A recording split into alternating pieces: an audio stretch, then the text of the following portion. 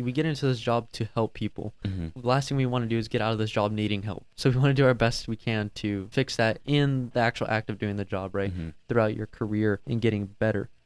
You're doing a pretty hard job, whether it's fire or it's cooking sandwiches. You're working with people. You've worked like the food service before you worked fire. Would Yeah. you say that the food service helped you with your people skills in fire more than fire's helped you with people skills in food? Because for me personally, like the confidence of working with adults, my whole 12-hour shift, sometimes 16-hour shifts, has boosted my confidence in terms of talking to people at any point. You know, like I could have random conversations with people at the store now and not feel awkward just because I'm like, dude, I talk to ranges of people at work every day. I was a shy person growing up, so it's definitely helped me grow out of my shell and learn how to talk to people, and those skills translate over to the fire service, because when I'm talking to patients or talking to other people, I know how to have conversation. It's kind of like actually having that conversation, right? Like you understand where these people are coming from, because you see in general just people on a regular day-to-day basis, you know, probably the happiest they're going to be because they come in at lunch to get food or dinner to get food. And then you deal with other people that are maybe not necessarily their best days or their best times, right? Oftentimes you're running into people's worst days. Yeah. That's our life. So I would assume that you being able to see both sides, you know, the regular person on a regular basis emotionally versus broken down, probably the worst they're going to feel in a long time.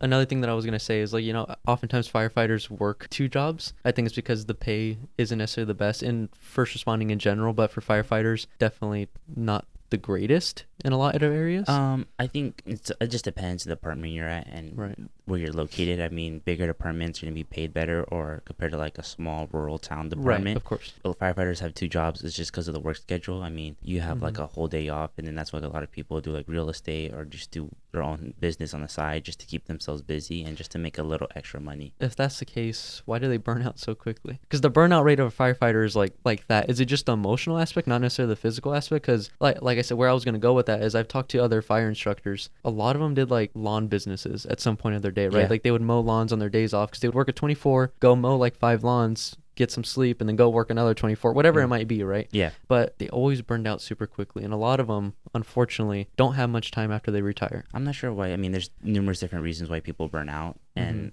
obviously, like, being a firefighter in the first place on itself is already stressful, and it's mentally and physically taxing. I mean, depending on the department you're at, like some departments are busier than others. If you're at a slower department, it's not going to be as taxing because you're not constantly going. If you're at a busy department, it's definitely mentally and physically taxing. I mean, I feel it. Finding ways to decompress and knowing yourself is very important as well. Like knowing it's just like how you function and how your body works. Like some people, like when they get off, all you need is sleep and they're good to go. One of the big things that I've seen that I kind of want to get your perspective from is getting help in this field. 47% firefighters consider suicide throughout their career. 19% make a plan, and 16% follow through with it. Obviously, we talked about the emotional and the physical aspect, but to me, it sounds like this job considers a lot more emotional aspect than physical. But emotionally, I think there's a lot of back-end things that we don't do to actually be better. What is your department doing right now to maybe better that aspect of it?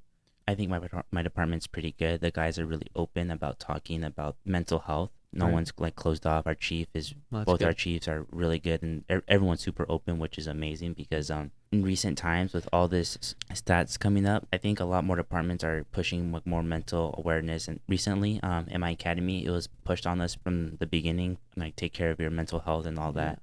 You hear it, and then you get on the job and you start to understand. You start seeing those messed up things, and you start to process it. I mean, I'm still learning how to recover and how to like cope with it, just because of how new I am. Because you talked about it earlier, right? We get into this job to help people. The last thing we want to do is get out of this job needing help.